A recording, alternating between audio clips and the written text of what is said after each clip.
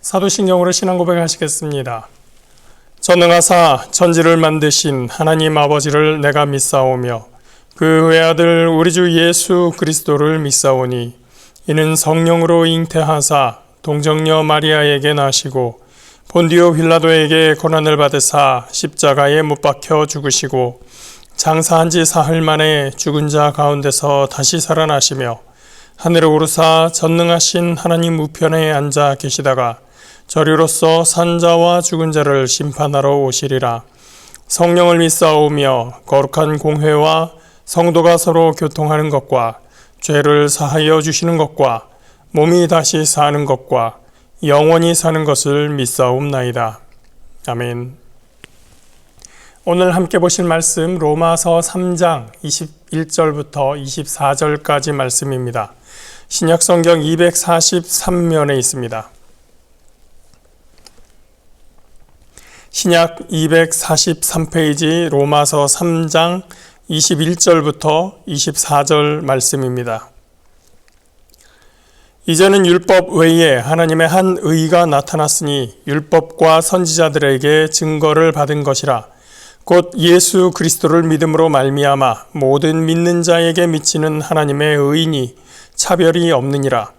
모든 사람이 죄를 범하였음에 하나님의 영광에 이르지 못하더니 그리스도 예수 안에 있는 속량으로 말미암아 하나님의 은혜로 값없이 의롭다 하심을 얻은 자 되었느니라. 아멘. 요즘 젊은 친구들이 하는 말 중에 빌드업이라는 말이 있습니다. 뭔가 중요한 일을 하거나 말을 하기 위해서 그 앞에 차곡차곡 단계를 쌓아가는 것을 이야기합니다. 그래서 어떤 중요한 일을 하기 전에 준비 과정, 어떤 과정을 쌓아가는 것, 그것을 이야기하는데요. 바울은 로마서 1장 18절 이하에서 하나님이 지으신 창조 세계를 본다면 하나님이 영원하신 능력과 신성을 만물에 분명히 심어 놓으셨다. 그 안에 나타나게 하셨다라는 것을 알 수가 있는데도 그 하나님에 대해서 인정하지 않고 심지어는 알면서도 부정하는 그러한 사람들에 대해서 비판적인 모습을 고발합니다. 이방인들이 하나님을 인정하지 않는 이방인들에 대한 고발이라고 할 수 있죠. 그러면 유대인들은 어떤가?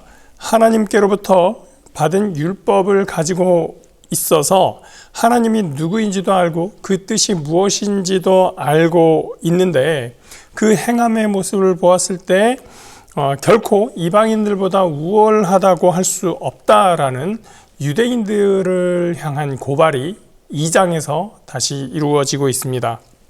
그러니 유대인에게 분명히 율법이라고 하는 유리한 점이 있었음에도 불구하고 결국은 하나님의 의로움 앞에서는 유대인도 별 수 없고 유대인이나 헬라인, 이방인이나 아무도 하나님 앞에서 더 낫다 할 수 없는 누구나 다 똑같은 상황이라고 하는 말을 하게 되죠. 결국 유대인이나 헬라인이나 다 똑같이 죄 아래에 있으며 의인은 없나니 하나도 없도다. 그러므로 율법의 행위로서 그가 하나님 앞에 의롭다 하심을 얻을 육체가 전혀 없다라고 하는 것이 3장 20절까지의 말씀이었습니다. 그러니까 1장 18절부터 3장 20절까지의 내용, 우리가 새벽 시간을 통해서 함께 나눴던 이 말씀이 있었던 것이죠. 여기까지의 내용 이후에 오늘 읽은 말씀, 바로 중요한 말씀이 오늘 읽은 이 말씀인데 이 이야기를 하기 위해서 그 앞에 빌드업 과정이 있었던 것입니다.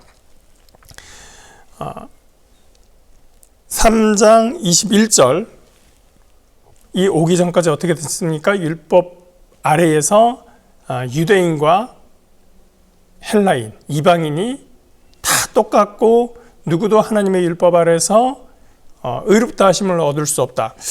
그렇게 된다면 어떻게 됩니까? 아무런 소망이 없게 되죠.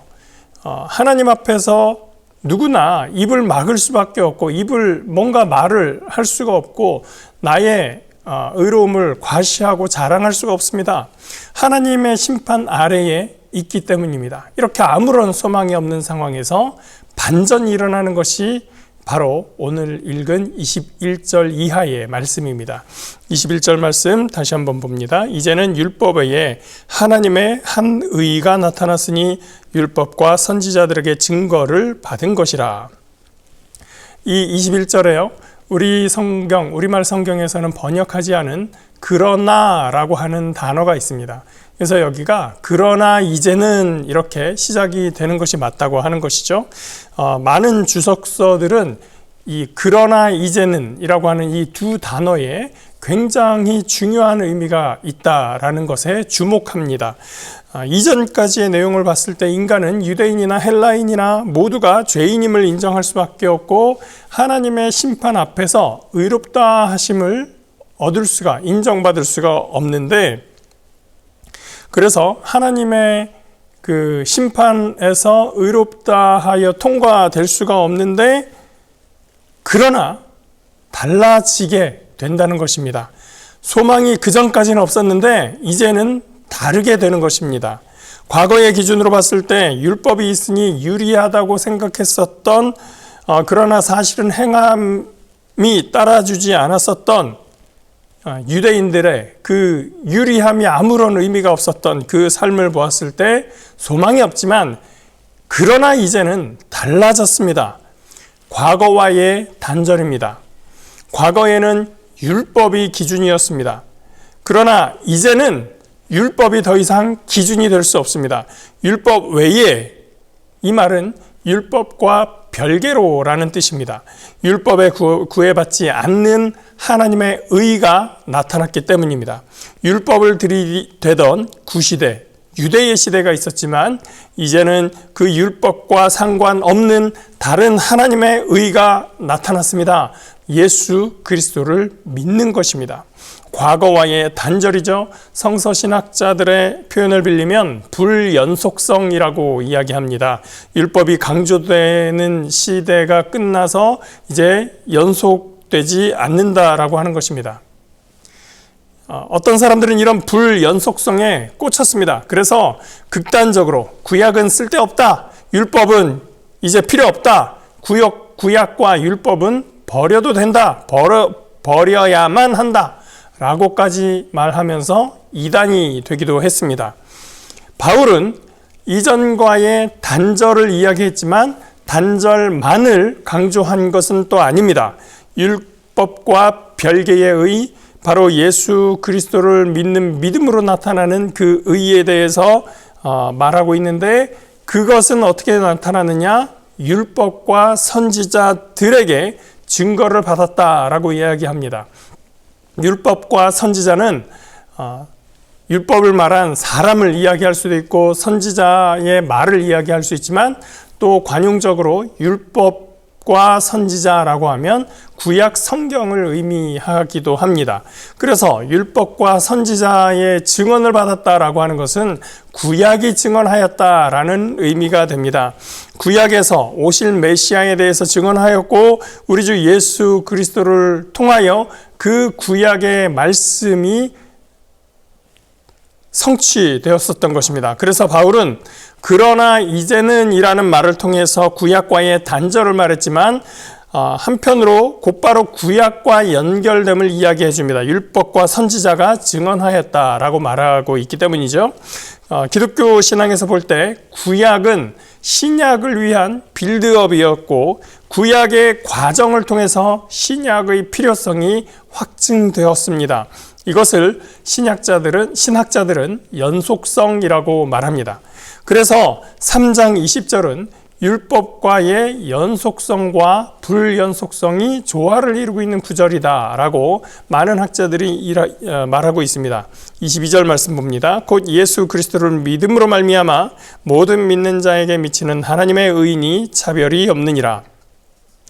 율법과 별개로 나타났기 때문에 율법은 아무 소용없다고, 구약은 율법의 시대이고 신약은 은혜의 시대니까 율법을 버리라고 하는 것은 바울의 의도가 아니고 예수님의 가르침도 아닙니다. 바울도 예수님도 싸우셨던 것은 율법주의이지 율법 자체가 아니라고 하는 것이죠. 현대 사회가 되면서 권위주의는 타파하고 있지만 권위를 없애야 한다고 주장하지는 않습니다. 모든 것에 주의가 붙을 때 우리는 조심해야 됩니다. 과학은 가장 중요한 수단이 되어 있습니다. 그러나 과학이 모든 것에 답을 줄 수 있고 과학만이 진리를 찾는 유일한 방법이다라고 하는 과학주의는 우리가 굉장히 경계해야 하는 것이죠. 율법이 모든 것을 이기고 율법이 최상이다라고 최고라고 주장하고 있는 율법 우선주의, 율법 최상주의, 이것은 타파해야 하는 것입니다. 율법에 대해 가르치신 것, 예수님께서 또 바울이 율법에 대해서 가르친 것은 율법주의를 버려야 한다라고 하는 것입니다. 그래서 하나님은 이 율법과 별개로 율법 외에 하나님의 의를 나타내셨으니 바로 예수 그리스도를 믿는 믿음으로 말미암아 모든 믿는 자에게 주어지는 하나님의 의였던 것입니다. 이것이 왜 중요할까요? 23절입니다. 모든 사람이 죄를 범하였음에 하나님의 영광에 이르지 못하더니. 많은 사람들이 여기에 걸려 넘어집니다. 죄라니 내가 무슨 죄를 지었어? 왜 나더러 죄인이라고 해? 그러면서 이 말씀에 불편해합니다. 우리는 죄라는 말에 꽂히게 되지만 원래 바울의 의도는 3장 9절 이하의 말씀에서 봤던 것처럼 모든 사람이 자신의 의로움을 나타냄으로 인해서 율법의 행위를 통해서 하나님의 영광에 이룰 수 없음을 강조하고 있습니다. 의로움의 행동을 아무리 쌓아간다고 해도 하나님의 영광에 이룰 수 없습니다. 우리의 모든 인생에서 모든 활동과 모든 생각의 의도가 순수하기만 하고 욕심도 하나 없고 나를 생각하는 이기주의적인 마음은 하나도 없고 나는 순수하게만 살았어 라고 주장할 수 있는 사람이 있겠습니까? 어떤 거룩한 사람이 평생 자기는 자기의 유익을 한 번도 생각지 아니하고 단 한 번도 구한 적이 없고 이타적으로만 살았다라고 확증할 수 있겠습니까? 그럴 수 없기 때문에 우리는 율법으로 완전한 의를 이룰 수 없고 율법이 작동하는 바와 다른 전혀 별개의 새로운 방식으로서 하나님의 의에 이르러야 하는데 바로 하나님께서 그것을 위해서 예수 그리스도의 은혜를 허락하셨던 것입니다. 24절입니다. 그리스도 예수 안에 있는 성령으로 말미암아 하나님의 은혜로 값없이 의롭다 하심을 얻은 자 되었느니라. 그 은혜는 값없이 받은 은혜입니다. 속량이라는 말의 의미를 여러분들 아마 설교를 통해서 여러 번 들으셨을 것입니다. 값을 치루었다라는 뜻이죠. 그리스도 예수께서 값을 치르셨습니다. 그리스도께서 값을 치르시고 나서 그 값에 대한 대가를 우리에게 요구하실 수 있는데 그래서 우리가 그 대가를 지불했다면 값없는 은혜가 아니었을 것입니다. 그런데 그 값을 그리스도께서 친히 치르신 후에 우리에게는 은혜로 주셨던 것입니다. 우리가 어떠한 값을 치르지 않았습니다. 오로지 믿음만 있으면 되는 것이었습니다. 그렇기 때문에 그것으로서 우리가 하나님의 의에 이르는 은혜를 얻게 된 것입니다. 믿음으로 의롭다 하심을 얻는다. 여기에 이 말씀이 나오는데 여기에서 이신칭의, 이신득의라고 하는 믿음, 교리가 나오게 되었죠. 율법이 나빠서가 아니라 율법의 행위로는 하나님의 의를 이룰 수 없기 때문에 우리는 은혜가 필요합니다. 그 은혜는 믿음으로 받는 것입니다. 복음의 가장 기본이 되는 이 말씀이 오늘 저와 여러분의 삶의 기준이 되고 근본이 되고 소망이 될 수 있을 줄 믿습니다. 그 소망 가운데 거하는 저와 여러분 되시길 예수 그리스도의 이름으로 축복합니다. 기도하겠습니다. 사랑과 은혜의 거룩하신 하나님 감사합니다. 오늘 이 말씀을 통해서 다시 한번 우리를 속량하시고 우리에게 값없이 은혜 주신 예수 그리스도의 은혜와 하나님의 사랑에 감사드립니다. 거룩하신 하나님께서 오늘 우리를 인도하시고 우리의 앞길을 예비하여 주셔서 주님 주신 은혜로 말미암아 기쁨과 감사함으로 오늘 하루도 승리하게 하여 주시옵소서. 주께 감사드리며 예수 그리스도 이름으로 기도합니다. 아멘.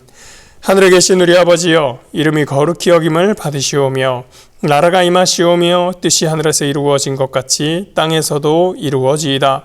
오늘 우리에게 일용할 양식을 주시옵고 우리가 우리에게 죄 지은 자를 사하여 준 것 같이 우리 죄를 사하여 주시옵고 우리를 시험에 들게 하지 마시옵고 다만 악에서 구하시옵소서. 나라와 권세와 영광이 아버지께 영원히 있사옵나이다. 아멘.